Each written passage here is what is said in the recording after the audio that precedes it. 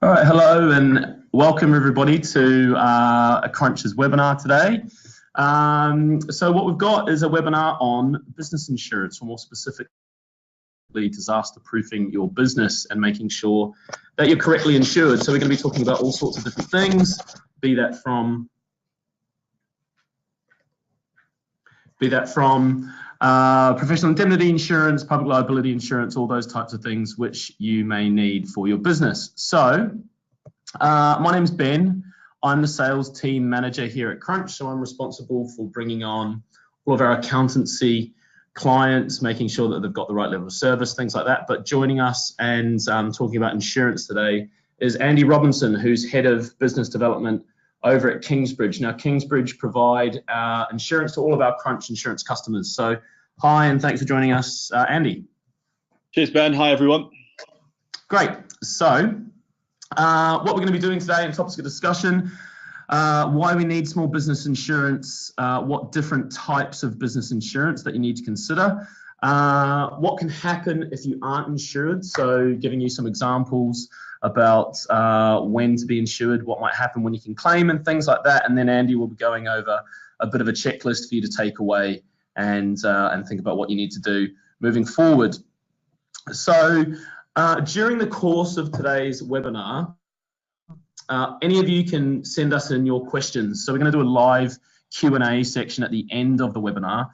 There's a questions button in your GoToWebinar pop-up. You can put your question in there at any point in time, and I'll ask them to Andy at the end of the webinar. Hopefully we can give you some real-life answers to your questions. We're also going to be sending out the webinar recording to all of you guys after the webinar, and on there there'll be some clickable links to some recommended readings, so all things about insurance and accounting, things like that, so definitely check that out too. Now, here at Crunch, there's a number of different facets to the business. So primarily we're an accountancy software and service business, kind of geared towards consultants, freelancers, contractors, and small growing businesses. But alongside that core accountancy product, we've also got a number of different things and services which we offer. So things like self-employed mortgages, we've got investments and pensions, support and advice, and then the content of our webinar today, small business insurance as well through Crunch Insurance. So if you were to become a client of Crunch, or if you already are, you'll know that you get a dedicated client manager, access to chartered accountants, and obviously the software which you use to do all of your bookkeeping, things like that. And like I said at the start, really geared towards those service-based companies, so being contractors, freelancers, and small and growing businesses. So I think this is where we get over to you, Andy, and you get into the meat of the webinar, and you talk about kind of why do we need to be thinking about insurance particularly. Perfect. Thank you very much. So yeah, we thought we'd start with why do you need insurance in the first place? And if I were you, I would always start with your contract. What does it stipulate you to hold within your contract? Quite often, if you are contracting through a recruitment company, they will stipulate the levels of cover that you require, or even direct with the client themselves. Quite often, it will stipulate a combination of professional indemnity, public liability, and employer's liability, and quite often will go as far as telling you what levels of cover specifically you will need. The second point is around IR35 and your responsibilities to make yourself look like a legitimate company. And holding business insurance in itself is a key indicator that you do take financial risk and you've got the insurances in place to put anything right that if should anything go wrong. The other points are around how easy insurance is to source now, and how inexpensive it is. As long as you're going to a contractor-specific broker, you can find insurance quickly and cheaply, and relevant to the industry and job title that you're working in. The majority of contractors that we cover do run a limited company, and And as I've said, most limited companies working through an agency will be required to hold them. If you are a sole trader, the risks are exactly the same. You still will be providing a service. You still will be involved with the general public. And we're coming on now to the different types of insurances and what they'll cover you for.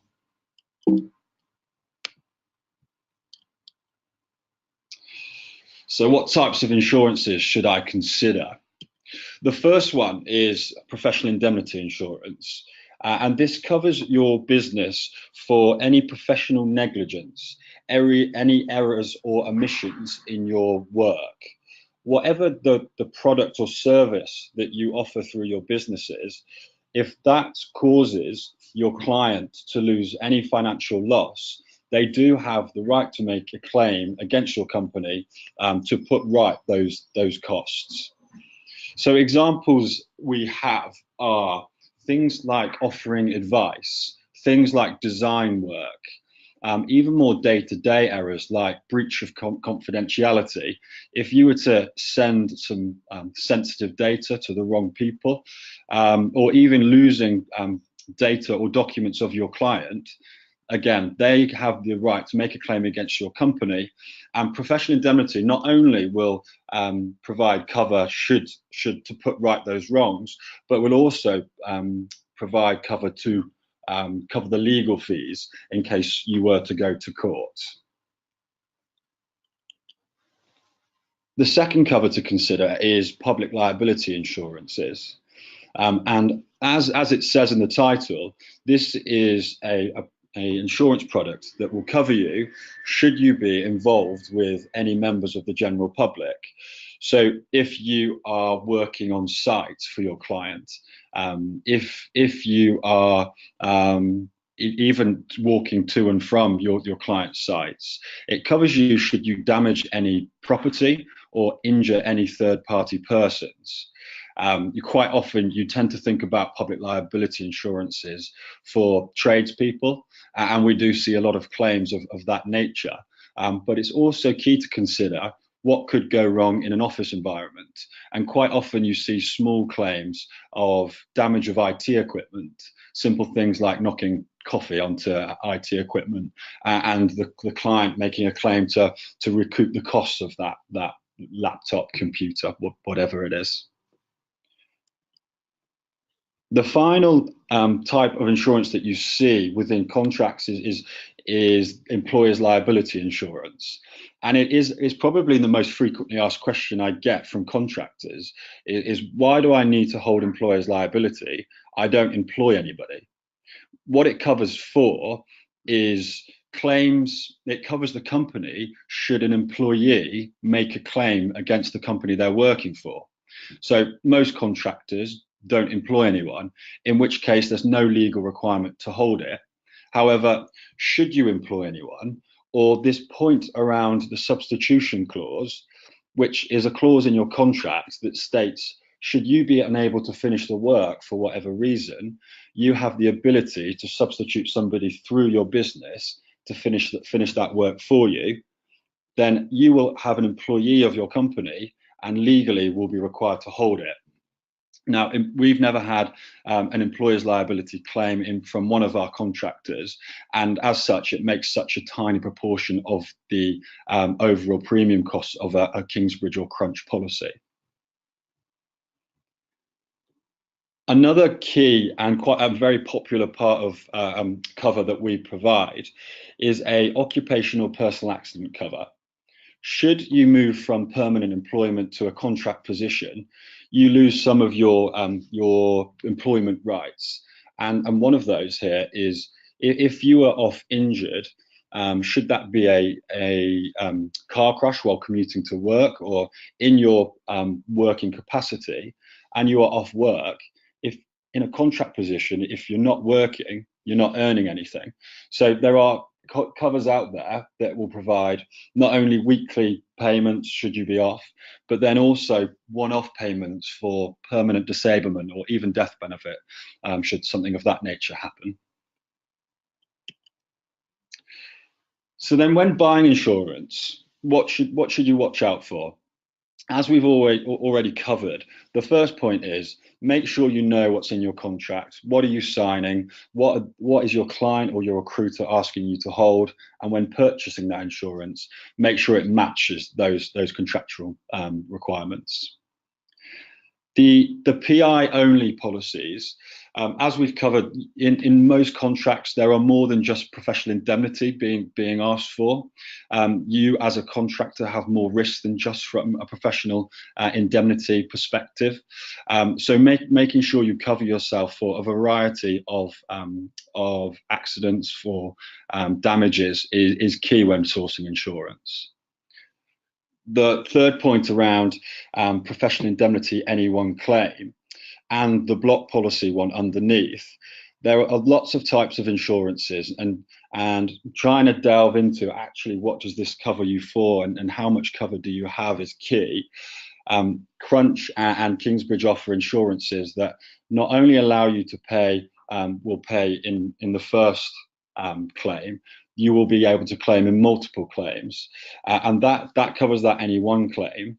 The block policy point is around there are covers out there, quite often from professional bodies, that offer huge insurance coverage, but it doesn't cover the individual contractor specifically.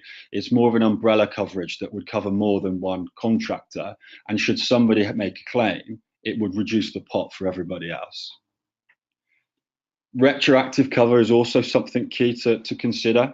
How professional indemnity works is on a claims made basis, which essentially means you need to hold the insurance when the claim is made against you.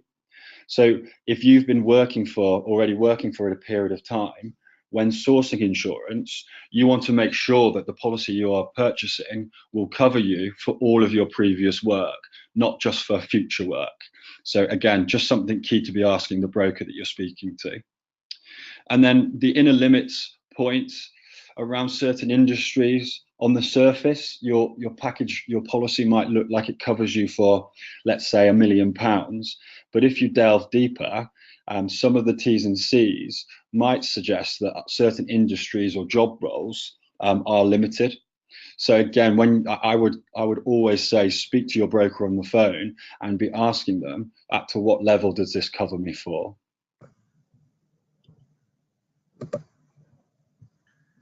Brilliant. So that was great. Thanks so much, Andy. And I think now what we can do is kind of jump on to some recommended reading and doing our Q&A. So like I said, we're going to be sending out you guys a whole list of recommended reading. These all relate to business insurance particularly.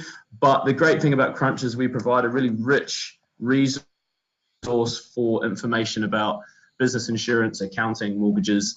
So make sure you do check out our blog internally. So here we go. Let's ask some questions of Andy. Remember to answer your questions on the GoToWebinar button if you have any, but there are some that have come in. So Andy, first of all, there's a question here saying, I've been asked to get cover for a 6-month contract. Will my insurance only apply to this contract? Again, I would always say speak to your broker and be asking them this direct question. But for instance, if you were to buy a Crunch or Kingsbridge policy, the answer is no, it wouldn't be specific to that contract. It covers your limited company, and as long as you are staying in the same job role and industry, then it will cover you for multiple contracts. Okay. Is it usually a stipulation to have insurance in your contract, or is it kind of contract or?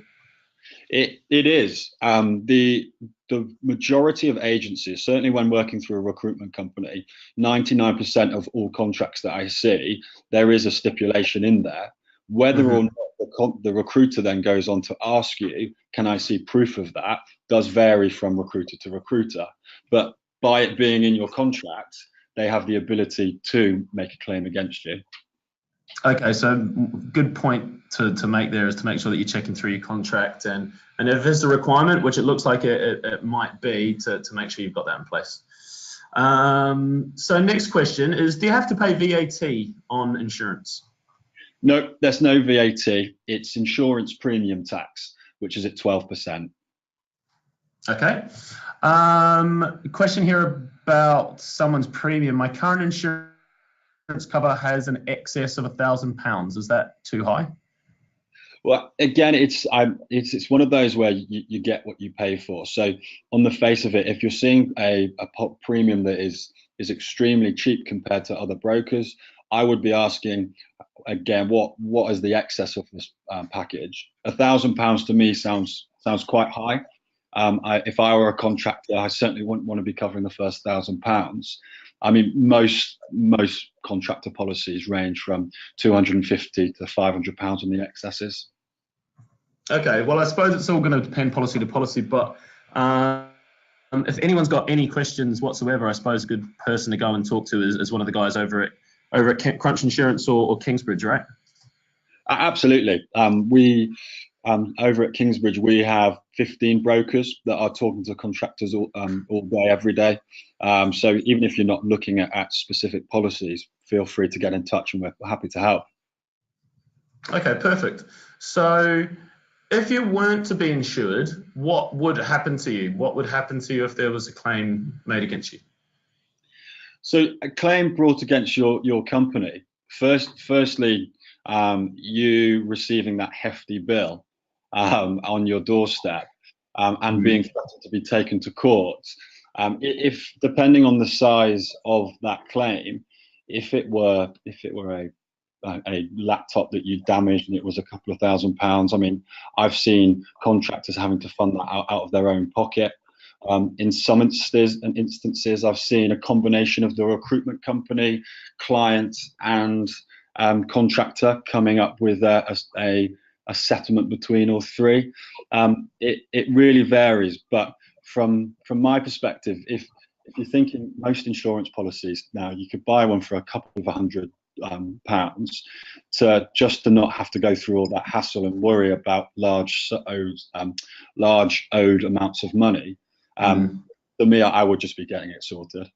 Yeah, I think once you weigh up the potential, coverage which you get for a few £100s of the cover, it can give you that peace of mind, I suppose, can't you? Exactly.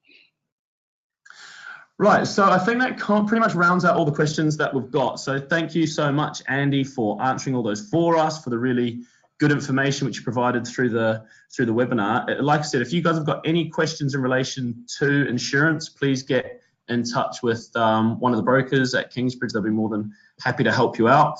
And a really, really great place for anyone to get some more information about insurance, free invoicing, software, documents, templates. We even run free meetups regularly. Is a place called Crunch Chorus. It's completely free to join, and we provide all of that to you for free. So if you're thinking about starting out as being self-employed, or if you already are and you just want a nice, valuable resource hub, then please join Crunch Chorus. That's crunch.co.uk/chorus. And you can contact us or Crunch Insurance at any point in time on the number on screen as 0333 122 0250 or crunch.co.uk/chorus. So that brings us to the end. Thanks again, Andy, and we'll see you all next time. Thank you. Cheers.